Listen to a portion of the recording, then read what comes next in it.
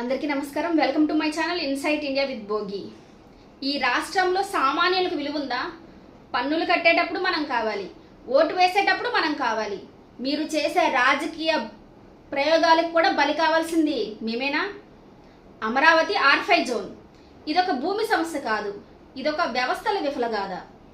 ఇవాళ ఒక సామాన్య పౌరురాలుగా, ఒక పన్ను చెల్లింపుదారురాలుగా నేను అడుగుతున్నాను. దీనికి సమాధానం చెప్పే దమ్ము మీలో ఎవరికైనా ఉందా? జగన్ గారు పేదల మీద ప్రేమ అన్నారు, సంతోషం. కానీ ఆ ప్రేమను రాజధాని నడిబొడ్డున వివాదాస్పద భూముల్లోనే ఎందుకు చూపించాల్సి వచ్చింది మీకు? అక్కడ లేఅవుట్ల కోసం, రోడ్ల కోసం, కరెంటు కోసం మీరు ఖర్చు చేసిన వందల కోట్ల రూపాయలు మీ సొంత జోబుల్లోవా? లేక పొద్దున్నే లేచి కూలి పనికి వెళ్ళేవాడు కట్టే పన్నుల సొమ్మా? చట్టపరంగా ఇబ్బందులు వస్తాయని తెలిసి కూడా ఆ పేదలకు అక్కడ ఆశ ఎందుకు చూపించారు? ఇవాళ ఆ భూమిని ప్రభుత్వం వెనక్కి తీసుకుంటుంటే ఆ పేదవాడు మళ్ళీ రోడ్డున పడాల్సిందేనా? రాజకీయం కోసం పేదవాడిని పావుగా వాడడం ధర్మమేనా? ఇక చంద్రబాబు నాయుడు గారు, మీరు వచ్చారు, పాత ప్లాన్ అంటున్నారు, సరే. మరి గత 5 ఏళ్లలో జరిగిన ఈ నష్టానికి బాధ్యులు ఎవరు? కేవలం జీవోలు రద్దు చేస్తే సరిపోతుందా?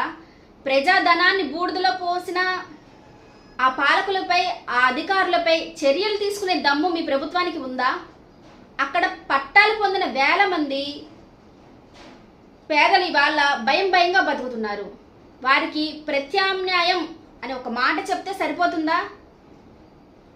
లేదంటే గత ప్రభుత్వానికి మీ ప్రభుత్వానికి ఏం తేడా ఉంటుంది? ఇక్కడ ఓడిపోయింది జగన్ గారు కాదు, ఇక్కడ గెలిచింది బాబు గారు కాదు. ఇక్కడ ప్రతిరోజు ఓడిపోతున్నది సామాన్య పౌరుడు మాత్రమే. రైతులు తమ భూమిలిచ్చి రోడ్డున పడ్డారు. పేదవాడు పట్టా చేత్తో పట్టుకొని ఇవాళ దిక్కుస్తోతన స్థితిలో ఉన్నాడు. నాయకులారా, మీ ఇగోలు, మీ పంతాల కోసం ఒక రాష్ట్రాన్ని ప్రయోగశాలగా మార్చకండి. R5 జోన్ అనేది ఒక భూమి ముక్క కాదు, అది ఈ రాష్ట్ర పాలనలో జరిగిన ఒక అతిపెద్ద వైఫల్యం. మీరు ఎన్ని కోట్లు ఖర్చు చేసినా ఆ సామాన్యుడి కన్నీటి బొట్టుకు వెలకట్టలేరు. ఇకనైనా ఆపండి ఈ రాజకీయ క్రీడలు. మమ్మల్ని బతకనివ్వండి, మా అమరావతిని నిర్మించండి. Thank you for watching. ఈ వీడియో మీద మీరు ఏమైనా విలువైన అభిప్రాయాన్ని కమెంట్ చేయాలనుకుంటే కింద కమెంట్ సెక్షన్లో కమెంట్ చేయండి.